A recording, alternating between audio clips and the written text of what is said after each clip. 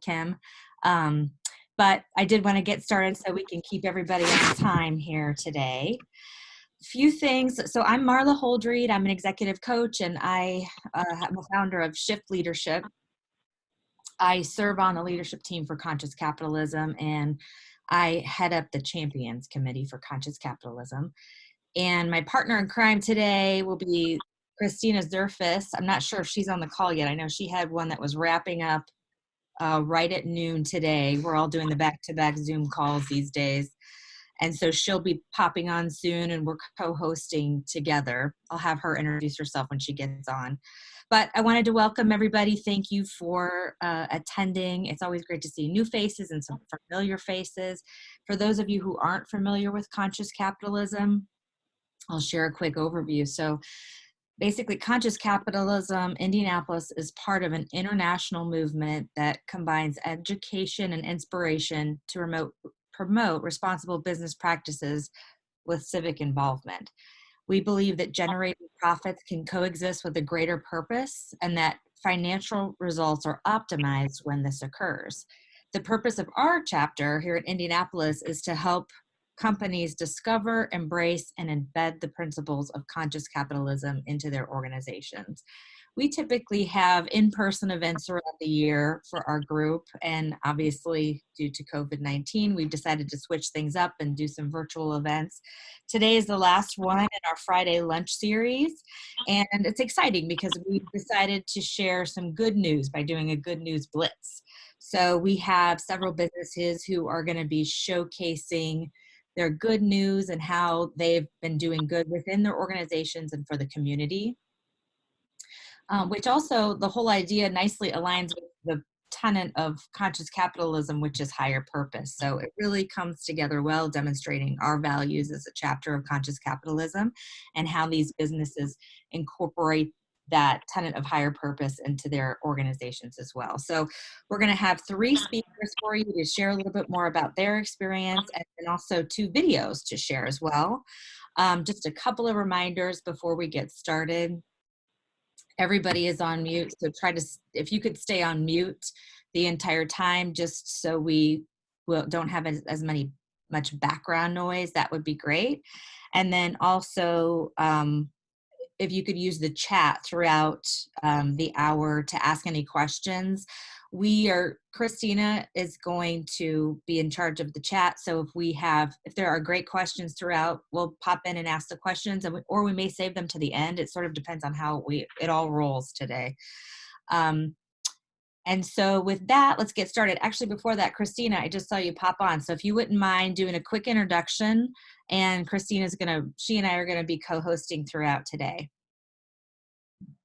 Hi, everybody. As Marla said, I'm super excited to co-host with her today.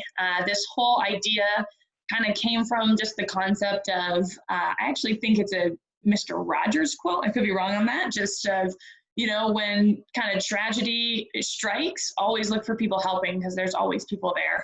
And so I'm really excited to just join with Marla and help share some of the good news. I'm definitely the newest member of the Conscious Capitalism leadership team, so excited to be able to start off strong and co-host an event. Yeah, thank you. Okay, all right, so we've got 3 great speakers today. Julie Moorhead is the Executive Director of TCC Gives. Paul Henderson is the President of Paul Henderson Plumbing. And then we have Gene Kell, who's the Vice President of Busey Bank. We had a little switch because Nick Gentile had a family emergency and had to go to Georgia. He was originally on the agenda. So Gene's able to step in, which has been great. So let's start with Julie. Julie, if you could unmute yourself and just tell us a little bit about your business and how COVID-19 has impacted your business in any way, if there have been any changes. Yeah, there's definitely been changes. So we operate, my husband and I, Round Room, which is an umbrella company that serves as, under us is Redux, which is our phone drying technology, and also hearing aid drying technology. Culture of Good Inc., and many of you are familiar with Ryan McCarty, a great guy, and he leads up that program. TCC and Wireless Zone are our largest businesses, and that is our Verizon retail business. So between that business, we have 1,248 retail locations across the United States. So around 2,100 employees with those businesses, and it definitely has made a difference, this COVID, everything about it. So we've had about 10 to 20% of our stores that have had to actually shut down because of the states. We've had obviously a significant loss of foot traffic because everyone is staying at home. That's decreased by about 50%. Our sales pre-pandemic were targeted at 100%. They're down to 60%. Some of our store employees are still scared now that the country's reopened, and that makes complete sense. So they've been given lots and lots of options on our retail front. Some of them will choose to furlough just because they're uncomfortable being in the stores. So, but our employees have not done that yet. Overall, we think that everyone's still really happy that's working for us as far as what we've done. We've increased our communication with our company a lot. We're talking to them weekly. Our leadership's very available to answer their questions. We've adjusted a lot. Scott cut his salary personally to help the company. We've raised our frontline sales staff hourly pay rate by 25%. We've also had to reduce their hours by 25%, and we've closed the stores on Sundays. We've implemented curbside delivery service. We've installed queue software to text the customers when they're allowed to enter the stores. We've implemented that our call centers work from home, so they can now work safely from home. The IT department did a wonderful job setting that up. Our entire corporate staff is working from home. We had Microsoft Teams in place prior to this, and now everyone's really learned how to use it, which is great. And obviously we don't have any training and entertainment happening right now. Even our field leaders are working from home. So it's changed significantly. Yeah. Lots of changes that all had to happen pretty quickly. And you've also talked a little bit more about TCC Gives and some of the efforts that have been put into place there, just not only thinking about your employees, but also thinking about how you as a company can help give back as well outside of your own organizations. Can you tell us a little bit more about that? Yeah, so that's where I shine. I love this part. So I run both of our nonprofits. We have a foundation that runs our community grants program, which is what distributes up to $10,000 per quarter, or per quarter up to $10,000 per grant to organizations across the country. And it is a really great program. We absolutely love it. We have great relationships. Myself and Courtney Kibble run that program. We talk to the nonprofits regularly. We know that nonprofits get to work. They don't have a lot of time to think and strategize around changes like this. They absolutely have to get to work immediately. So that's what we wanted to do for them. So we took our quarterly initiative, our quarterly grant money, which the grants would not have really been due until last week. Actually today, I think they were due today. But we went ahead, we took all that funds and we did an emergency grant push out, and we had our employees, we simplified the process. We just had our employees reach out, tell us the nonprofit they wanted to support. Many of them we had previously supported through our work with our community grants, and we just shot out $2,000 checks to 80 different organizations within the first week of shutdown. So it was very quick, fast money that went right out, and it was specifically to organizations that were helping with the COVID crisis in their community. We also, one really cool thing, like our whole employees get behind this program. They really love it. And our IT department had come to us earlier in the year, or late in the year last year, and they had these iPads sitting around. And they were like, we don't really have a purpose for these iPads. We just recycle them, but they're just old POS that we used to use in the store. So they were like, can you use them? And I'm like, yes, people are constantly asking. These organizations need technology all the time. So this is great. So we had this stack of 80 iPads. And we were, as soon as this hit again, we were like, oh my gosh, kids in school, like this is definitely a huge need.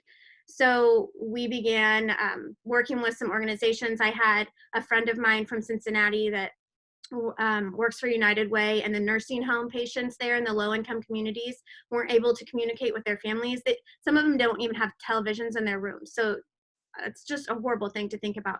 So we were able to donate 25 iPads right away to their need, to the nursing home need in Cincinnati area. And then we helped Marion, which we're from, that's where our backbone is and where the company started. We gave 50 iPads right away to their schools. And through the United Way, again, we worked with them and they distributed. We ended up doing another 30 to Marion for United Way to distribute to the community. I know several of those went to the hospital and different medical organizations, and then to help the kids. Then our IT staff came through and they were like, we have 400 more iPads. And I was like, wow, that's amazing. So we got to work and just very organically have given out almost 400 iPads right now. And they keep finding more. So we have found, I think we have another 300 to distribute. And we were able to work with Ingram Micro, who donated 300 chargers for us. They knew what we were doing. They wanted to be part of it. And that's something we did not have. So that saved us a few $1,000s. And then last minute, we just had Cell Helmet come through and they donated another 300 chargers. So that should fulfill the amount of iPads that we have. So we've got a couple hundred more at least to donate back out into the community starting next week. So those are some of our big things. Yeah, that's amazing. Congratulations. And what I love best about it is just how everybody came together to work as a team and collaborate from all different parts to make it happen. Yes, our warehouse team has been vital in this too, because they've definitely restricted their hours and they aren't in the warehouse all the time. But we've had one guy, Sam, he just really stepped up and he's like, you know what, you stay home. Because I came in and helped him one day. He's like, you stay home. I've got this. I can take care of it. He's been shipping them. He actually delivered the ones in Indianapolis. So we've been distributing to the local hospitals here. We've worked with IU Health, Community North. We've worked with several nursing homes in the community. And then we've also worked with a VA hospital in St. Louis area. So it's, just really through our partnerships that we have with our nonprofits, they know they can reach out to us if they need something. And we do our very best to do what we can to help them. Yeah, thank you. Thank you for sharing that. And then I know there was one organization in particular that's close to your heart that you wanted to mention something about before we move on. Yes, please. Thank you for allowing me this opportunity. Yeah. So I started working with Frontline Foods here in Indianapolis. They're a really great organization. It was started by these 5 med students, and you may have seen they've been on WTHR and 59 and the different local channels around here promoting. But they got started, they brought the chapter here. It's a national chapter. It actually has support from Melissa McCarthy and other celebrities. But they're going in and helping local restaurants stay in business by getting these giant orders in for food and then delivering the food to the hospital frontline employees. I think they also did a local fire station recently. So they're really helping with that. And what they need right now is donors and they need support. So I know this is a very philanthropic group and I would like you to consider reaching out today and giving them some money so that they can continue doing what they're doing. It's at Frontline Foods Indy on all social media channels. And if you just Google Frontline Foods Indy, you'll find the website and where to donate to go right to work here in Indianapolis. And it will go to work immediately. They're doing a really great job. They have several hospitals that need this and want this for their employees. These girls are doing really great work. They just need help getting the money in. So thank you for allowing me to talk about that. Sure, you're welcome. And thank you for all that you've done, just giving back to the community and rounding everybody up, especially with those iPads. I thought that was such a great story. And I know I know I've talked to a lot of people too who are wanting to help in some way and they're not quite sure where. So Frontline Foods is a great opportunity and place to go where it makes a huge impact, and there's not much effort you have to put into it if you don't have too much time. So thank you. Great. And I'm available if people want to brainstorm with me. I love that. So feel free to look me up. Thank you again. We're going to so Christina has a video we're going to mix things up a little bit and show a 2-minute video from the Citizens Action Committee and what they're doing. Yeah, great. And while I'm getting this screen share set up, I know we had one great question for Julie. I wanted to make sure that we're shooting that over before we move on, but just how have you instilled the giving message throughout your organization so that the IT department knew to come to you and say, hey, we've got this, we've got this resource available, and what can we do with it? Can we get creative? That was a great question from Laura and Howard. We've instilled giving back in our company for several years now, and absolutely love getting them involved. And I think one of our biggest things is doing the community grant program. It's based on our employees' passions, not Scott and I's. So that's what's really, really unique about that program. And that's what's got them all thinking, I volunteer for this organization. How can I support them? I might not have $10,000 to give them. And then they remember their company does. So that's how we see a lot of the grants coming in, and it's a giving culture. It's just people will do anything for anybody at TCC. It is just a really loving, warm environment. And we want people to get out and volunteer. We want people to do good. And that's just naturally kind of what comes with it. It's been great to watch. That's awesome. Thank you for kicking off our Good News Blitz here. Like Marla said, this next video is from a citizens action group. So we had a lot of really creative engagements, and obviously unique ways that people are engaging. Anything from people, we kind of did like a LinkedIn post for people to share, anything from people saying, I just adopted a couple families in my neighborhood that were struggling and I've been paying their utility bills for a couple months. So anything kind of more creatively like that, to something like Alicia Baker is doing, which is an awesome way to gather the community together. And so she's going to tell you a little bit about it in this video. Unfortunately, she wasn't able to be with us here today, but I'll tell you about it here. So let me know when you can see this.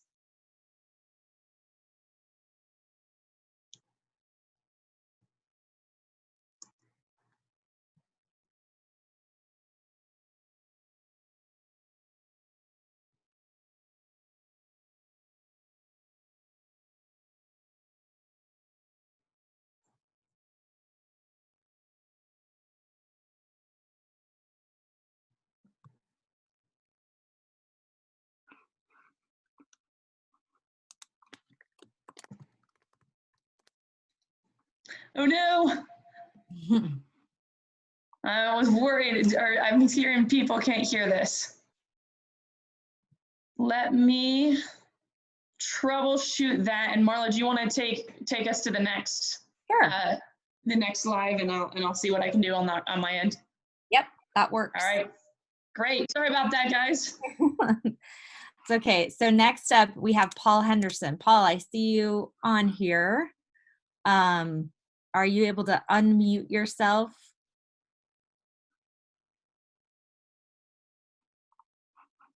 There you go. How's that? Yeah, that's good. Can we see you, or are we just going to see your name? I don't know. Well, how do I do it? There's at the bottom of the screen, it says stop video, and you just press that and it should show your face. There we go. There you are. There we go. Hi, good to see you. Thank you. Yeah, thank you for coming. This is only my second Zoom meeting, so I'm still getting used to all the how it works. Well, you're doing great so far. You made it. You figured out the video. So, but tell us a little bit about you, Paul, and just about your company. I moved to Indianapolis about 30 years ago and started the business from scratch. I had been in plumbing for about 10 years at that time with my dad and my brother. And I just came over here, started it, and been going ever since. We're small. We're completely on the other end of the spectrum from your last speaker. We are myself, 5 guys, and 2 ladies in the office.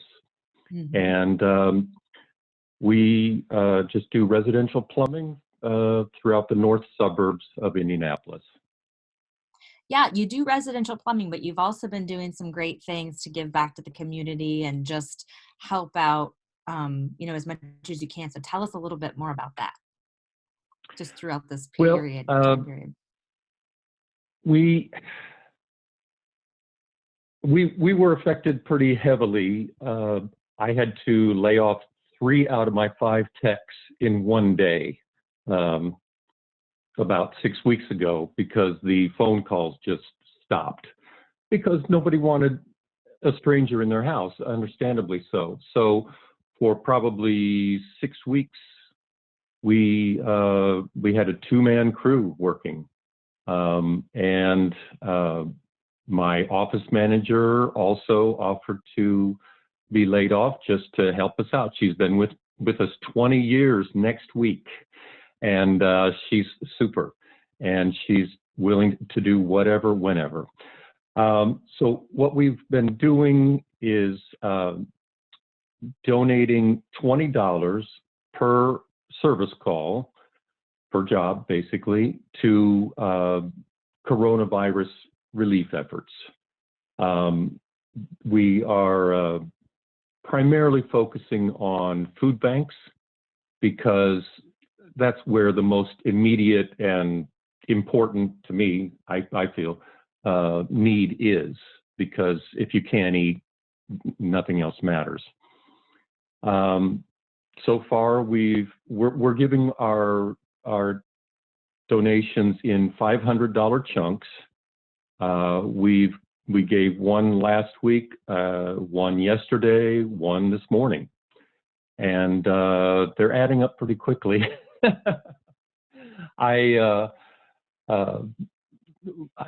When we set it up, I didn't want it to be $5 or $10 per job. It just didn't sound like much. So we went 20 because it sounds meaningful, and it's making a big difference. We'll be continuing the program through at least the end of May, and expect to have probably 1 to 2 checks per week through that time. Was there a question? I'm sorry. No. Something happened there. Nope. Okay. So I don't know what to say. We're doing what we can. I know that I'm going to survive and my people are going to survive, but there are a lot of people out there who are right on the very edge. And, we've got to be good people, before we can be good business people. Yeah, I really like that. Thank you so much for sharing your stories. And it sounds like when all of this happened, what I love the best about it is you just immediately came up with a solution for how to start giving back and making things work for other people. So thank you so much for doing that. Is there a way that I've seen a couple of posts on Facebook about just, things that different places where you've donated. Is there a way that where anyone else could go to make a donation, or are you just going off of your customers and clients right now? We are. I mean, we'd be happy to match anybody, or have matches. Forgot your question. Tell me your question again. Is there any way? How should we? If there is a way we could donate, of course, should go. I tell you, we have found so many places that we didn't know existed. And there are an incredible number of food pantries in the Indianapolis metro area. I had no idea. We are taking suggestions from customers, from anybody, about if you know a program that could use some help, please. We're just making a list and working our way down. And as long as we can do it, we're going to keep doing it. And I'm sure there's no shortage of need. Yeah, you're right. Well, thank you again, Paul. I really appreciate you coming on here and sharing your good news and your good information, and just a big heart. There's a question, I think, really quickly.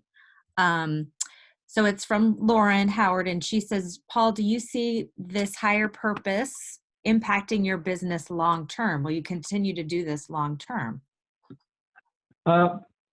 Yeah, because, well, it feels good. But when I've been through like 3 or 4 recessions, and I realized that when the what hits the fan, that it's not about dollars, it's totally about people. So we have suspended all advertising that refers to this offer or that offer or so much off, and it's all about just people, just helping people. That's all we care about right now. The dollars will happen later, but we are doing this strategically to position ourselves as a company who cares. And so we're trying to get out there now that we are a company who cares.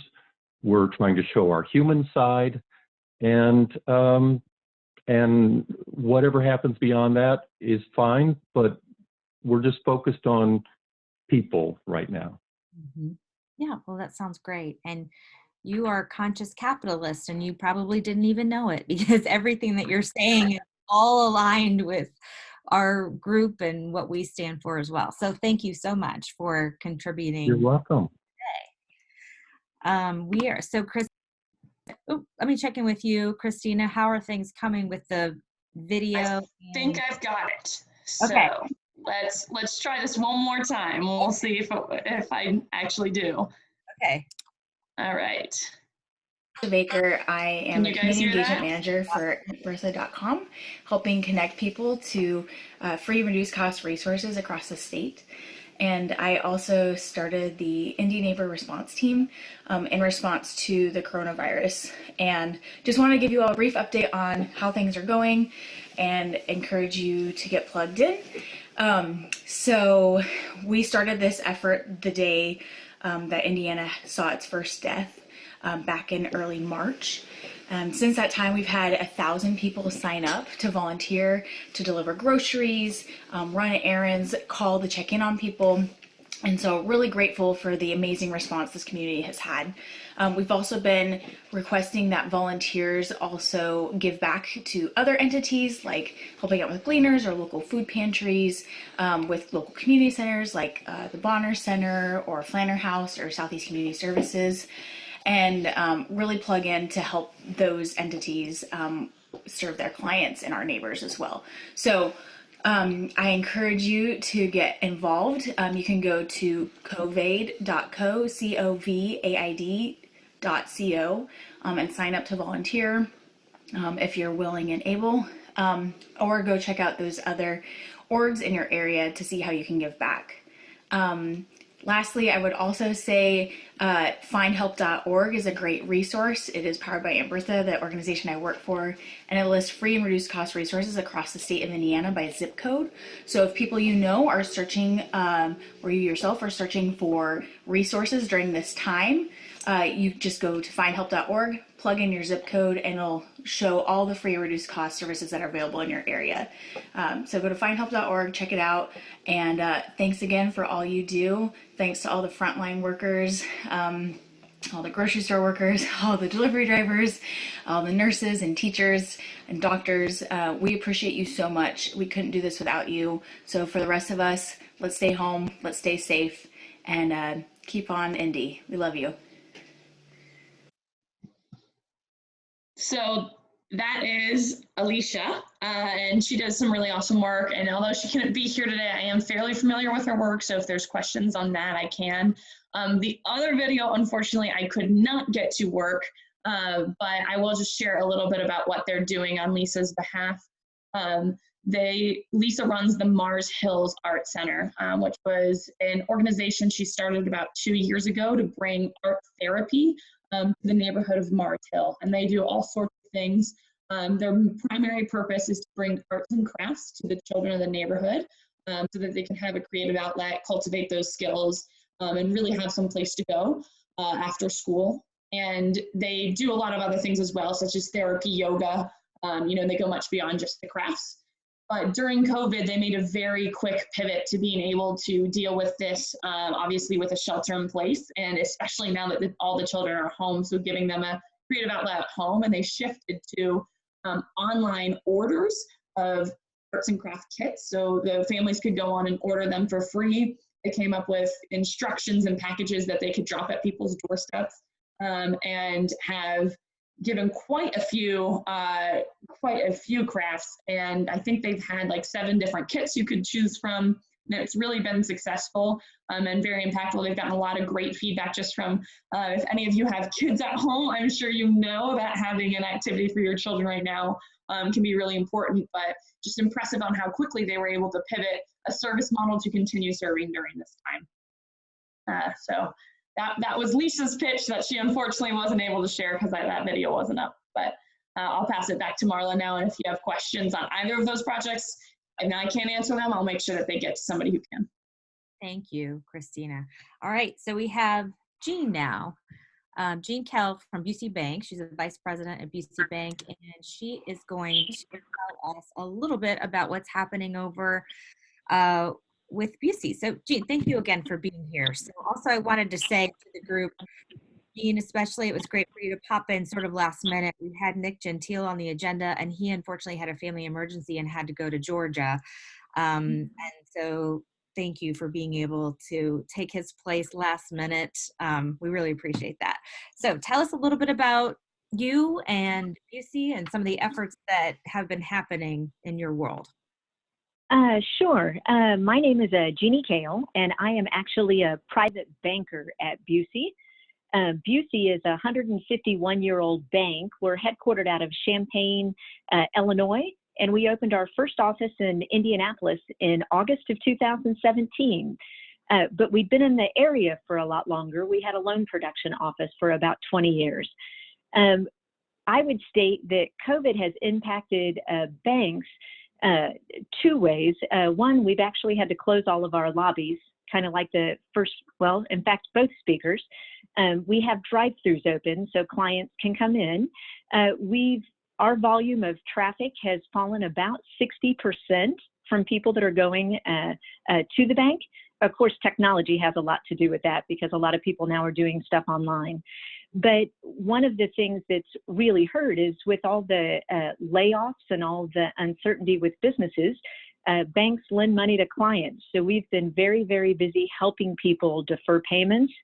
And one of the things mentioned is that government, through an SBA program called PPP, which is the Payroll Protection Program, we have been working literally almost around the clock for 3 weeks, helping small businesses get funds they need to continue paying their employees.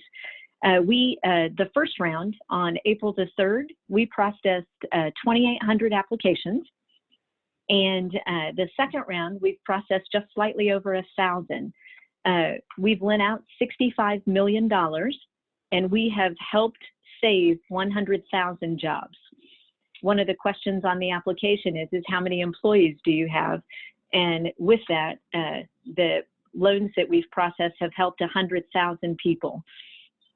The bank, for people who know Busey, we are very community oriented all of the time. But during this time, in addition to working on PPP loans, we've also had two programs going. One of them is called Promise a Plate. And we've been challenging employees to make donations to help local food banks in our markets, which are Florida, Missouri, Indiana, and Illinois. And then we have one I liked called Spread Hope, Not Germs. And on social media, if people posted a post of somebody doing something nice for somebody, the bank is donating $5. If the post got shared, we're donating $2. And if somebody commented on the post, we're donating $1. I don't know the final numbers on that program, but we've definitely been trying to spread hope, not germs.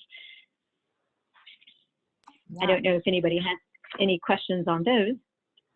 Yeah, I think we do have some questions. I actually have a quick question for you just about Busey and your experience with going through all this. what new insights have you had, or how has your perspective changed just from how the bank works and your role through the COVID, the pandemic and things being shut down and working with clients? I would state that I think his name was Paul that spoke right before me. One of the things that has definitely been an insight that right now, it's funny, on my notes, I wrote that it's all about people. Right now, nothing else matters. It is literally all about people. One of the things that the bank did immediately is, other than some operational positions, everybody at the bank is working from home. And the bank, I know it's been mentioned earlier, I don't think I've ever had as many conference calls. Most of them are through webinar. They're trying to make sure that the employees stay engaged, and that they're very concerned about the mental health of the staff and also the physical health of the staff. And I know that I've heard a lot of inspirational quotes. They end a lot of our meeting with inspirational quotes to keep everybody going. And I thought I would even share a couple of my favorites, is that kites fly highest against the wind. It's by, of course, it seems like almost every famous quote either comes from Mr. Rogers or Winston Churchill. And that I like one of them. It says, when you're going through hell, keep going. I mean, we want to get through. Those are both great. Thank you for sharing those. I love that you are thinking of those, because quotes, they definitely keep us going and heading in the right direction. It's been a lot of ups and downs, I know, for a lot of us over the course of the last couple of months. So thank you, Jeannie, for sharing your story and about the bank. 100,000 jobs, that's huge. So, and what a great positive way to kind of wrap things up.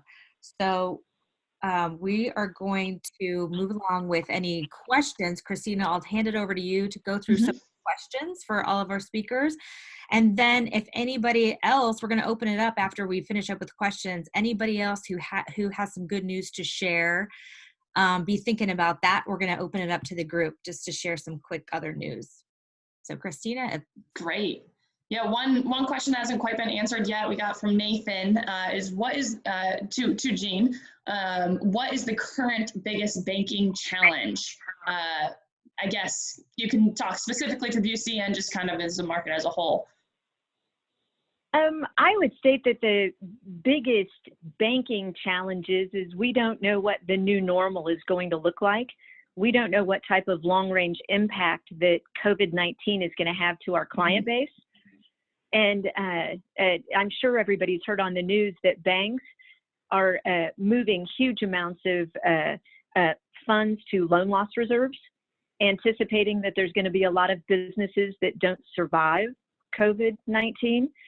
And banks, right now, the focus is internal. We're doing everything possible to try to help our existing clients survive.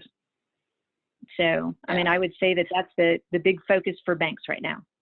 That actually kind of funnels in right next to the next question that was posted by Lauren, just that there's been a lot of conversation about how big businesses are getting support right now from banks. And obviously what you shared is a lot to do with small businesses, which is awesome. And so how are you kind of approaching this differently to decide, how you're supporting your clientele and getting into the hands of the people who need it the most? Interestingly enough, one of the guidelines for the guidance of the PPP loan was that it needed to be a necessity, that the client needed it. I mean, the bottom line is, as a banker, do they need it to survive? And interestingly enough, the first time we heard a lot of negative news about, big businesses like Emmis or Shake Shack or big publicly traded companies getting a lot of money. That hasn't been so the second time around. The average, and I even want to state, you hear a lot of negative stuff in the news. There's a lot of positive too. The average loan size for the first PPP round was $129,000, and it's dropped down to the average loan size for the second one is like $74,000. Wow. And I can't tell you, I've processed PPP loans for $5,000 and $4,500. I mean, and I'm talking about the people that are like single shingled or only have one or two employees. So And interestingly enough, I think that the big companies stepped back this time. Money ran out really quickly the first time. There's still money left in the PPP program. So one takeaway from this is if you know that there's small businesses that are hurting, I mean, it's there to help them pay their employees so they don't have to get on unemployment. We'd only been through 57% of the $310 billion. So encourage people to still call their banks. That's a huge takeaway. I think that is a pretty well, I know we missed one question, but then it was also answered in the chat. So if you guys want to see the chat, you can get some answers on that. I'd like to shift our gear a little bit to sharing some good news. Just kind of getting everybody involved. And again, this is a good news blitz. So, you know, this can be everybody from someone posted a smiley face on your window to, you know that your business is doing really great things. I know a couple of those things have already been shared in the chat. I'd love to hear from those people, share them personally. For example, I work at Ohana Software, and we are an internal communication platform. So we shift pretty quickly up front to offer our communication platform free through the month of June, since that would be the major window that companies would be working remote unexpectedly. So giving them a technology that would allow them to communicate with documentation, instant communication, and just offering it for free. So I guess that's my kickoff on the contribution. I know I saw Steve and Conrad had both posted. Did you guys want to share with the group what you had written in the chat? Make sure you're going to unmute yourself if you want to share first. Hi, I'm Conrad. I work for a company called The Basement. We are a marketing and advertising agency, local.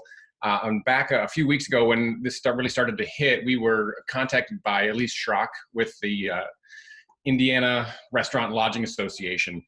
They were putting together a benefit for there's about 100,000 hospitality workers in the state of Indiana that were obviously very much at risk in terms of jobs. They were all being furloughed or laid off. So they asked us, hey, can you spin up a site for where we can take donations? And we said, sure. When? Like Tuesday. And this was Friday. So this was in support of the Wish TV telethon that they did back in April.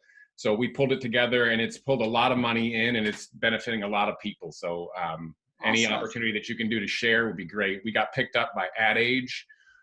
They're doing a segment called, a series called Living on the Edge, where they featured the work and spread that news pretty wide. So it's been very helpful to a lot of people. So That's one awesome. project. It was crazy timeline. So. Great. And that is the link that you posted in the chat. Is that correct? Great. So if we want to share, we can pull that information from there? Yes. Excellent. Wow. Tuesday to Friday. That's a really quick turnaround time. Yeah, Friday to Tuesday over the weekend. Oh, I have that reversed. That's a shorter. Yeah. Impressive. Awesome. Congrats on that. Great. Steve, did you want to share? If you do want to share, you are still on mute. And if anybody else wants to chime in, please, now's a great time.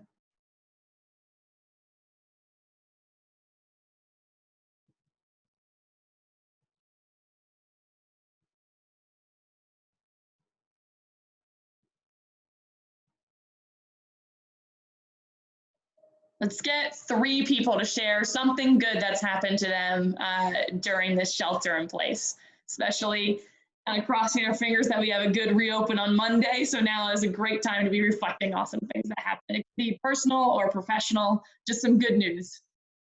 I'll comment. Right. Yes. My first good news is I became a grandma again. A beautiful little girl. Yes, I'm happy to show you all the pictures in the videos. Hi, I'm Kim Graham-Lee, co-founder and co-president of the chapter. So that really is my first good news. And you'll have to read the book I eventually write about leading up to her birth and COVID. So, but the other thing, my day job is I run a nonprofit called Integrating Women Leaders. And, it's been around about a decade. We're most known for women's leadership conferences. Our last one was March 10th in Louisville. We just got it in. I mean, literally by like a day. And I think I'm really grateful. I'm not grateful that COVID happened. I mean, I was thinking even today, it has impacted everything. But as I lead this business, I was on an executive committee call last night. I'm really excited about how it has brought our stakeholders together, our board, really leaning in on them, accelerating plans we had already identified. I'm still sleeping pretty well most nights, but I think that really has, I was on something else yesterday and I made the comment that, and we've all heard it, that challenges are really opportunities. And I love that kite quote. Oh my God, Paul. I'm probably going to write about that. Thank you. Yeah. This has really been an opportunity for some energy and movement and accelerating things we had already talked about doing. And so from a nonprofit standpoint, just really engaging our board and a real strong call to action, that's been really a good thing. That's and fantastic. My granddaughter and my fun grandson who is 18 months old. That's wonderful news. Congratulations. Michael also shared that he can't take credit, but his lovely wife has been making PPE masks and sharing them with police officers, lab workers, and other officers who have asked. That's phenomenal. I actually, I've launched a couple like kind of nonprofit projects per se, and my team and I were looking into if we should move into the PPE space, and actually we're delighted to find that so many individuals had taken action on making masks for people that there actually wasn't as great of a need for us to come in and make it, like at least on the homemade side. So I think that's wonderful that people are contributing in that way. Let's get one more person that's something good that's happened to you. And I just want to remind everybody, this is Jeannie, that it's Teacher Appreciation Week. And teachers have been working really, really hard, shifting gears to do this e-learning. And one of the things that me and a couple of the other parents chatted about was what can we do for the teachers? Because normally we take surprises in every day of the week for the first week of May. And one of the parents volunteered that if I could raise money, that she would coordinate getting e-cards to all the teachers. And the teachers were absolutely thrilled. I mean, it was just a nice surprise for them for this week. So it was like, thank you for parents and thank you for teachers. Yeah, that's awesome. I think and correct me if I'm wrong, was Nurses Appreciation Week last week as well? I think it's this week too. Is it? Oh, it's both this week. Yeah, it couldn't be a better week. They need it now more than ever, so that's awesome. Great. Well, unless anybody else wants to chime in, this has been a great way. Can I do something else, if you don't mind? As soon as we get done, I think this is some good news, and I also wanted to make sure you all were aware of this. I know it's been on the news about the testing that Lily is doing, and I was on a virtual happy hour with some of my girlfriends from another organization I'm a part of, and they mentioned and I spoke with someone this morning. I'm actually going down to Lily as soon as I get done here they've got several different testings going on. Like I'm going to be doing the asymptomatic one. If you have time, if you have interest, they are still looking for people. And I'm trying to figure out the link here. It's actually on my phone. But if you have interest, I just found myself wanting to help in a different way. I know Lily is still looking for people for these various levels of testing. Obviously, if you have symptoms, what have you. But even if you don't, that's a part of this test too. And they are still trying. I think their goal was 3,000 people. And the woman that I spoke with this morning said that they were still, hoping to hit that number in the next couple of days. But it's you call that day, and I knew I had a fairly open afternoon, and you get scheduled like that afternoon or that next day, and you don't have a choice on the time. So if it works with your schedule, I really encourage you to do it. And hopefully you are asymptomatic and are not feeling bad. I just wish that for everybody. That's awesome.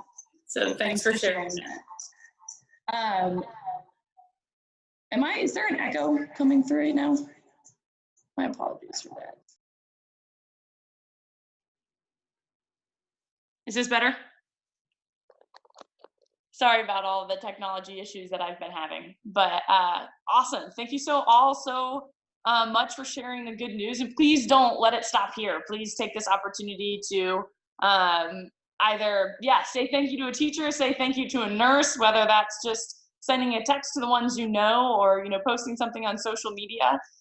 Conscious capitalism is obviously all about good news and doing good, making sure that companies are living out their true purpose, which is profitability in more forms than just financial. So making sure that we're contributing to the community in every way that we can. And so we are currently working to figure out exactly what our next events are going to look like. We had them all planned out for the year, but obviously that's getting a little switched up now with the rollout and kind of the opening up of the state.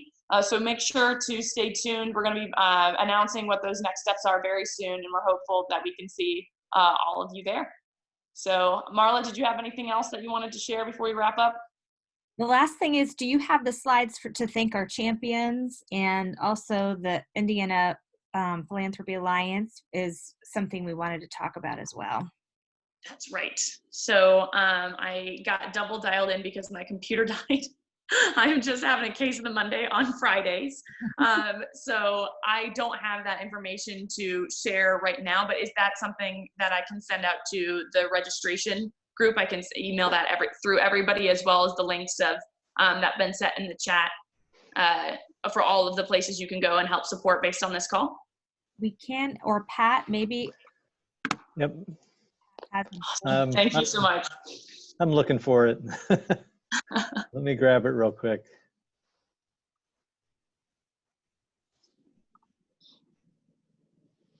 Mm-hmm.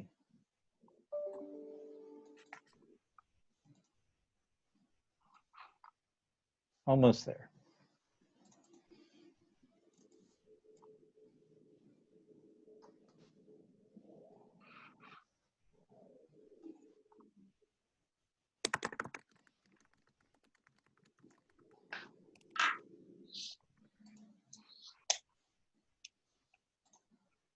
Okay, everybody see that?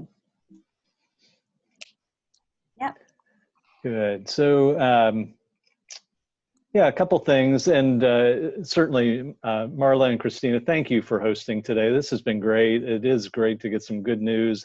And as Christina said, we'll be working on, we've done now 4 of these meetings. We look forward to doing more things. We would love your feedback, so let any of us know as we kind of think about what are other ways to keep people in Indianapolis engaged in conscious capitalism and those principles. So a couple quick announcements. We are participating in the Indiana Philanthropy Alliance conference. It's coming up June 3rd and 4th. That is virtual now, but we'll have a part of it, and they have a special track for businesses.